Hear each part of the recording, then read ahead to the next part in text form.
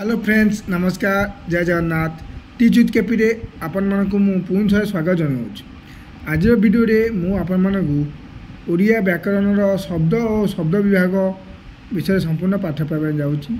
दयाकोरी आपण मैंने मो चैनल को जो सब्सक्राइब करना मो चैनल को सब्सक्राइब करूँ पाखे था बेल आइकन प्रेस कर दिंतु जहाँद्वारा कि मुझे नुआ नुआ जिके वीडियो अपलोड करी और ओडिया ग्रामर वीडियो अपलोड करी आप नोटिफिकेशन सब प्रथम पाइपर जहाँ आप परीक्षा बहुत उपयोगी हेब। आप जानते ओडिया ग्रामर रु निश्चित भाव 10 ରୁ 15ଟି क्वेश्चन आसो ओडिशा पुलिस हो ओडिशा एक्साइज हो कि ओडिशा जेल वाटर हो या सहित आग को एएसओ परीक्षा भी आउची आपनकर बहुत जल्दी एएसओ परीक्षा हम। ओडिया भाषा गोटे मुख्य भाषा जहाँ आप पॉकेट मार्क गोटे भाव आप विवेचित हम।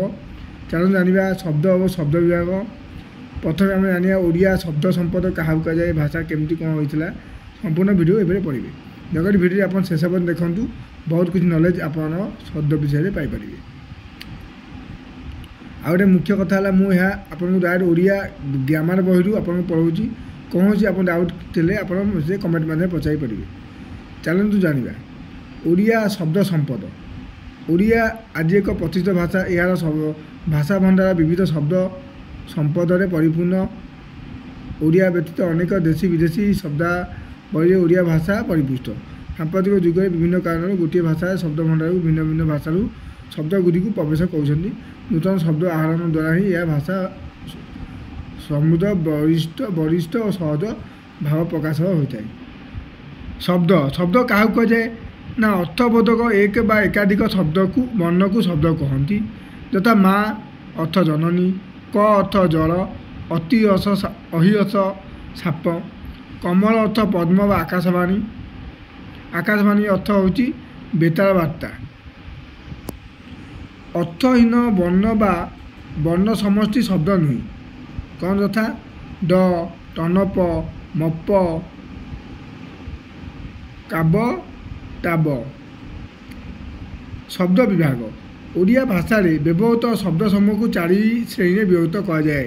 मन तो पिलाने ओडिया भाषा व्यवहृत शब्द या संपूर्ण 4 भाग विभक्त कराई कौन कौन तथा तत्सम तद्भव देशज और वैदेशिक। अब मन रखिए ओडिया शब्द विभाग 4 भाग विभक्त कराई जहाँ तत्सम तद्भव देशज और वैदेशिक। आसतु जाना तत्सम शब्द क्या कहुए ना आम व्यवहार करुवा अविकल संस्कृत शब्दगुड़ी को तत्सम शब्द कहुए। क्या कहुए ना आम जो शब्द सब व्यवहार कर सांस्कृतिक अविकल संस्कृत शब्दगुड़ी को आम तत्सम शब्द कहू। तत्समर अर्थ ताहा सहित बा संस्कृत सहित समान यथा अनल अनुभव अभिनय आक्रोश सूर्य पक्षी प्रभात सुख दुख निद्रा हस पर्वत नदी सागर सेवा दया रोग औषध बर कन्या गमन पाठ मंदिर होम गृह मेघ जल गुरु सत्य शीतल मधुर पुष्प पिता माता भगिनी वृक्ष शाखा फल लता मास वर्ष ऋतु धन धनी मूर्ख चोर साधु सन्यासी ऋषि कवि छवि पृथ्वी ग्रह वीणा मृदंग कविता और संगीत इत्यादि। यही शब्दगुड़ी को साधु बा मार्जित शब्द कहुए। सेपरि तद्भव शब्द क्या कहुए संस्कृत बा तत्सम शब्द रु सृष्ट शब्द को तद्भव शब्द कहुए। तद्भव अर्थ संस्कृत रु जात समयक्रमे संस्कृत शब्द परिवर्तित होई ओडिया रे व्यवहृत होउची। याकु मध्य अपभ्रंश शब्द कहती क्या तद्भव शब्द को अपभ्रंश शब्द कहती। आसतु जानिबा केतकी तत्सम शब्द एवं तद्भव शब्द कौन यदि तत्सम शब्द होउची अग्नि तद्भव होउची अग्नि अष्ट 8 उद्गाता उता तत्सम शब्द होउची अलक्तक अलता तद्भव काष्ठ काठ कच्छप कईछ कैवत केउट कर्कट कंकड़ा कोमल कौल कुमारी कुआरी बात्या बा जामाता जई से पड़ेगा खदीर खैर गभीर गहीर काक कुआ कर्ण कान चंद्र चांद गोष्ठ गोठ ज्वर हूँ तत्सम तद्भव शब्द हूँ गोठ ज्वर जर ଲତା ଲଟା, ଗୋଧୂମ ଗହମ, ଯବ ଯଅ, ଘୃତ ଘିଅ, ମୃତ୍ତିକା ମାଟି।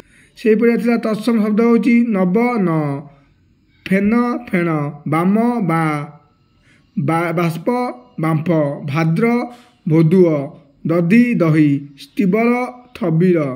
ସ୍ଥବିର ଥବିର, ସ୍ତନ ଥନ, ଉକୁଣ ଉକୁଣି, ଆମିଷ ଆଇଁଷ, ବପ୍ତା ବାପା, ନଦୀ ଗଛ। ଇଏ ଥିଲା ଆପଣ ତତ୍ସମ ଏବଂ ତଦ୍ଭବ ଶବ୍ଦ ଉଦାହରଣ। ନେକ୍ସଟ ଭିଡ଼ିଓରେ ମୁଁ ଆପଣମାନଙ୍କୁ ପଢ଼େଇବି ଦେଶଜ ଓ ବୈଦେଶିକ ଶବ୍ଦ। ଭିଡ଼ିଓଟି କିପରି ଲାଗିଲା କମେଣ୍ଟ ମାଧ୍ୟମରେ ନିଶ୍ଚୟ ଜଣାଇବେ। Thank you. ଜୟ ଜଗନ୍ନାଥ।